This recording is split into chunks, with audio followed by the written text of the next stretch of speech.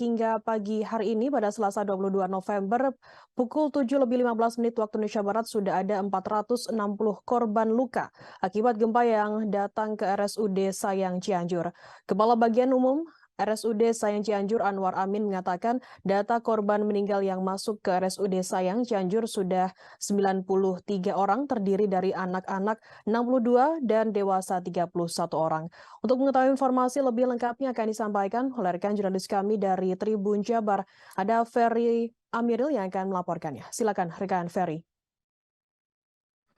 Baik rekan Jeda dan pemirsa Tribun di Malang Anda berada.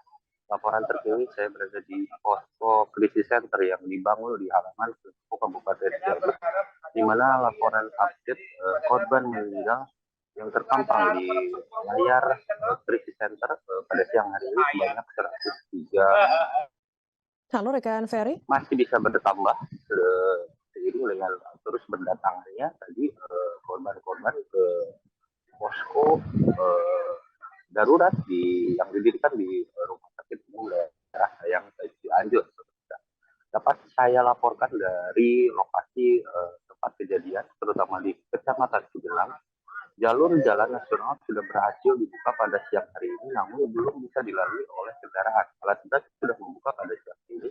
Jadi menurut rekan kita dari Cugenang, isolir di jalan-jalan kabupaten yang masuk ke Kecamatan Cugenang ini belum bisa dibuka pemirsa.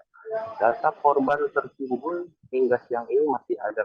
Jadi dari mereka bergeser ke Kecamatan Cugenang. Tadi laporan siang hari ini ada 6 korban meninggal dunia, 5 korban berhasil dievakuasi dan 1 orang masih berada di bawah reruntuhan pemirsa.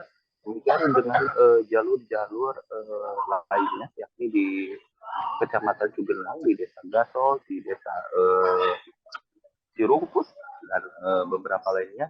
Kerusakan parah terjadi di wilayah tersebut, antara Cirumput, Desa Gasol, Desa Mangul yang masuk ke wilayah Kecamatan Cugenang, Kabupaten Cianjur. Bersamaan dengan hal ini, Bupati Cianjur sudah memberikan surat keputusan untuk tanggap darurat selama 1 bulan, selama 30 hari ke depan, tertanggal pada tanggal 21 November kemarin sampai dengan 20 Desember yang akan datang. Dari pantauan tadi, perkotaan di kota Cianjur, toko-toko sebagian besar tutup di jalur utama yang kemarin terdampak gempa. Lalu di sekolah-sekolah diliburkan pada hari ini, dan libur ini belum bisa diprediksi. Namun dari Dinas Pendidikan Kabupaten Cianjur menyebut bahwa libur sekolah akan dilakukan sampai batas waktu yang belum ditentukan, menunggu pengumuman selanjutnya dari pemerintah Kabupaten Cianjur. Posko-posko darurat akan didirikan oleh pemerintah pusat maupun daerah, tidak hanya namun dipusatkan di halaman pendopo. Untuk korban-korban luka berat pada hari ini akan dimaksimalkan dirujuk ke rumah sakit terdekat di Kabupaten Cianjur, karena rumah sakit bagian operasinya itu ikut terdampak rusak sehingga tidak bisa melakukan operasi. Dan jadi ada rumah sakit Samsudin, ada rumah sakit di Kabupaten Bandung, dan ada rumah sakit di Kabupaten Bandung Barat. Data-data korban meninggal saat ini terus masuk ke kawasan BPBD. Jadi masih terdapat perbedaan data korban meninggal yang diterima BPBD dan yang diterima oleh data-data dari rumah sakit. Kalau laporan tadi dari teman-teman di lapangan yang fokus di rumah sakit di ada 13 orang di rumah sakit ada 93 orang dan korban hilang ini diprediksi berada di angka puluhan hingga. Jadi situasi terkini tadi dari pagi hingga siang hari ini untuk bantuan datang dari berbagai elemen. Sejak pagi dari mulai Forkopimda, Provinsi Jawa Barat, dari dinas-dinas, dari relawan, terus dari Kejaksaan Jawa Barat terus berdatangan ke posko krisis center di halaman pendopo Kabupaten Cianjur.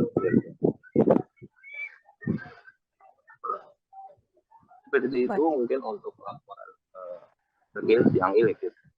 Baik, terima kasih.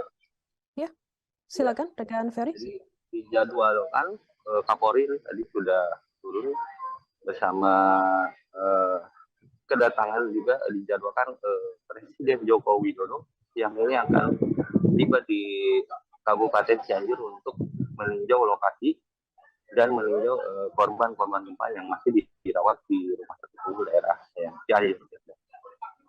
Baik, terima kasih rekan Ferry Amiril dari Tribun Jawa Barat atas laporan Anda. Selamat bertugas kembali.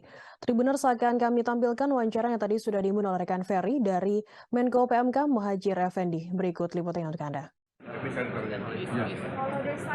Jadi ini Kecamatan Cugenang, kemudian Himbasnya, radiusnya sekitar 5-7 km ya, persegi.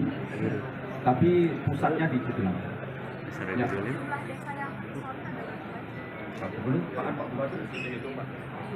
Masih dihitung. Ya, pokoknya di Kecamatan Cugenang itu seluruh desa kemungkinan punya dampak ini. Terima kasih sudah nonton. Jangan lupa like, subscribe, dan share ya.